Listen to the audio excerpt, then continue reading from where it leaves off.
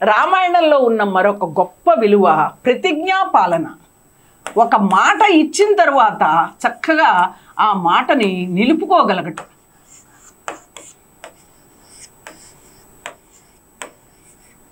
ఈ ప్రతిజ్ఞా పాలనని మనం విశ్వామిత్రుడి ఆగమనానికి సంతసించిన దశరథుడు నీకేం కావాలో కోరుకో ఇచ్చేస్తానంటాడు. చాలా ఆలోచించకుండా అనేస్తాడు. అనేసిన తర్వాత నీ కుమారుడైన రాముణ్ణి నా వెంట పంపు, యాగాన్ని రక్షించాలి.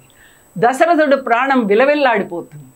వృద్ధుడైనటువంటి ఇప్పుడే కుమారుణ్ణి పొందిన ఆనందాన్ని పొందుతూ అనుభవిస్తున్న దశరథుడు మొదలు నరికిన చెట్టులా దుఃఖంతో కుమిలిపోతాడు. అమ్మో, అంత పెద్ద రాక్షసులకి బాలుడైన రాముడు ఏమి యుద్ధం చేస్తాడు అని ఎంతో బాధపడిపోతాడు. అప్పుడు విశ్వామిత్రుడు కోపించి ఇచ్చిన మాట తప్పుతావా, ఇక్ష్వాకు వంశంలో ఉందా ఇదే అని చెప్పి బెదిరిస్తాడు.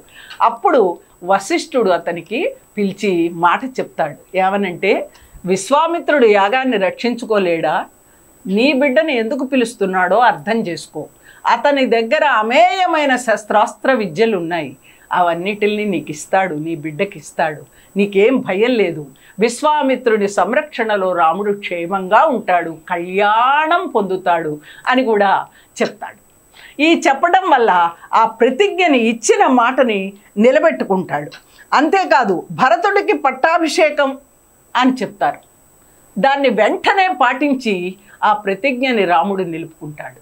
మరి అది దుఃఖమైనా సరే ప్రతిజ్ఞలని పాలించి అరణ్యవాసంలో పలికిన మహర్షులందరూ వచ్చేసి అతనితో మొరపెట్టుకుంటారు. రామా, మేము ఎన్నాళ్ళ నుంచో ఇక్కడ యజ్ఞాలు యాగాలు చేసుకుంటే రాక్షసులు మమ్మల్ని అమితంగా బాధ పెట్టేస్తున్నారు.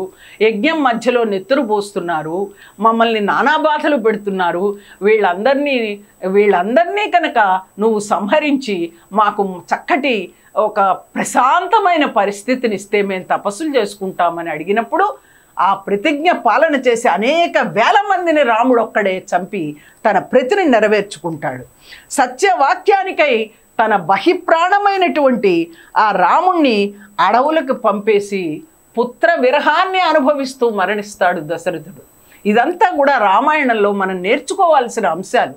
ఇచ్చిన మాట, ఆడిన మాట. రాముడు ఒక చోట అంటాడు, రాముడు 2 మాటలు మాట్లాడు, రాముడిది ఒకటే మాట. అంటే ఆలోచించి మాట్లాడాలి, మాట్లాడాక దాన్ని తప్పకూడదు. ఇది రామాయణం మనకు నేర్పేటటువంటి మంచి విలువ. పితృవాక్య పరిపాలన, ఆ పితృవాక్య పరిపాలనకి పర్యాయ పదం రాముడు. ఎందుకంటే ఆ దశరథుని మాట నిలిపి దశరథునికి ఉత్తమ గతులు కలిగేలాగా చేశాడు. ఆ పితృవాక్య పరిపాలనకి సాటిగా రాముడే కాదు, తర్వాత లక్ష్మణుడు, భరతుడు, శత్రుఘ్నుడు వీరందరికీ కైక కోరిన కోరిక. మరి దశరథుడు అలా తూష్ణీభావంతో ఉండటానికి కోపించారు, అందరూ కోపించారు.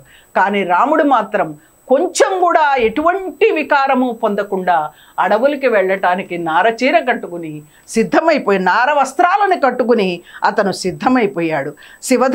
శివధనస్సుని విరిచి సీతా కళ్యాణం జరగబోతూ ఉండగా రాముడు ఒక మాట మాట్లాడతాడు.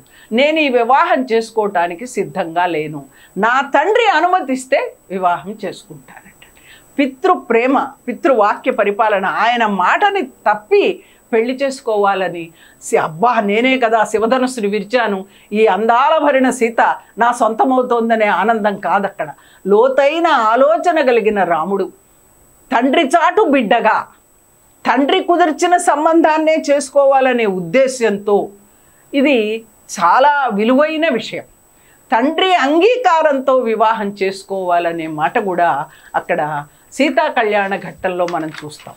ఇది ఉత్తమ విలువలు కలిగిన విషయం. ఎందుకంటే జన్మనిచ్చి పెంచి పోషించి చేసిన వాళ్ళతో, తల్లిదండ్రులతో ఆ విరోధం పెట్టుకుని చేసుకునే వివాహం అది మనకి మనస్సుకి శాంతినివ్వదు అనే విషయాన్ని ఇక్కడ రామాయణం చెప్తుంది.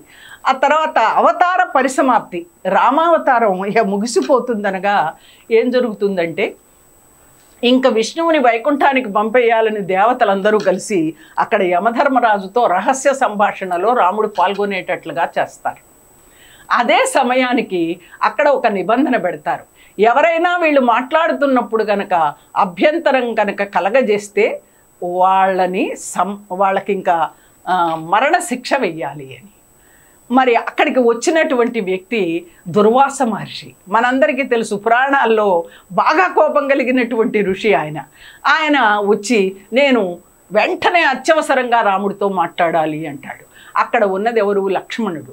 లక్ష్మణుడు ఒకవేళ కాదండి ఇక్కడ దేవరహస్యం జరుగుతోంది మీరు వెళ్ళకూడదు అని కనుకంటే ఆయన కోపం వచ్చిందంటే ఇక్ష్వాకు వంశాన్ని నాశనం చేసేస్తాడు. అందుకని అయితే అయిందని చెప్పి లక్ష్మణుడు లోపలికి వెళ్ళి రాముడికి ఈ వార్తని తెలియజేస్తాడు. తెలియచేయంగానే వెంటనే అక్కడ రాముడు అన్నమాట ప్రకారం వాక్య పాలన చేయటం కోసం లక్ష్మణుడికి అక్కడ మరణ శిక్ష వేయటం జరుగుతుంది.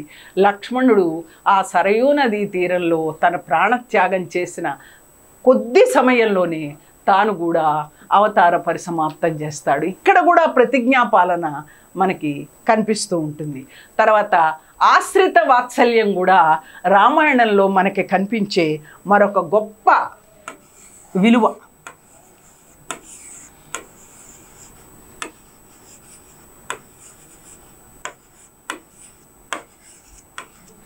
మానవుడి మనసు ఎప్పుడు స్థిరంగా ఒకేలా ఉండదు. ఒక్కొక్కసారి స్వభావాల్లో మార్పులు వస్తాయి.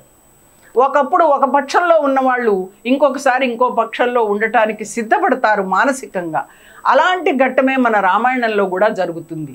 రాముడికి లంకలో ఉన్న రాక్షసుల గురించి ఏమీ తెలియదు. అటువంటి పరిస్థితుల్లో స్వయాన రావణాసురుడి తమ్ముడైనటువంటి విభీషణుడు వచ్చి శరణాగతిని కోరతాడు.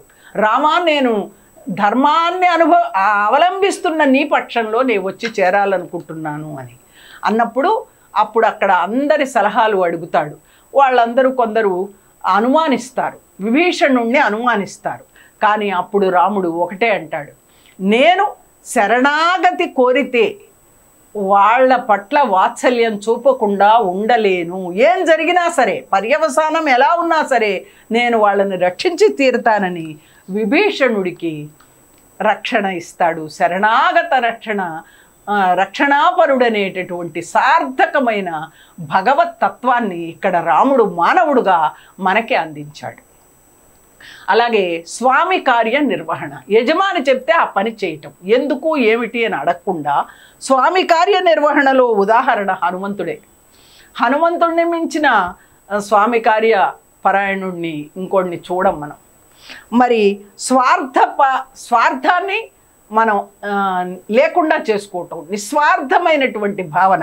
ఈ నిస్వార్థ భావనకి ఒకళ్ళు కాదు, రామాయణంలో మనకి ఎంతోమంది కనపడతారు.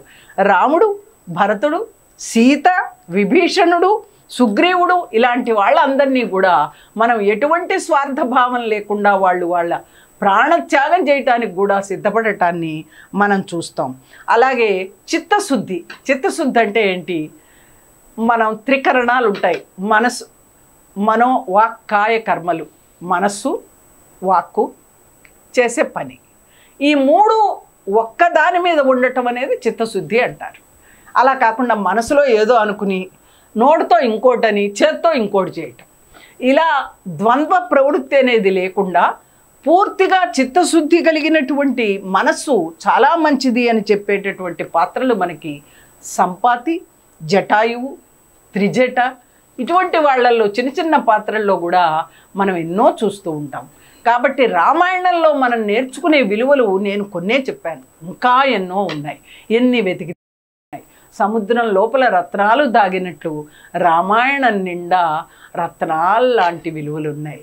వీటన్నిటినీ గ్రహిస్తూ ఈ పాత్రలను గురించి మనందరం అర్థం చేసుకుందాం.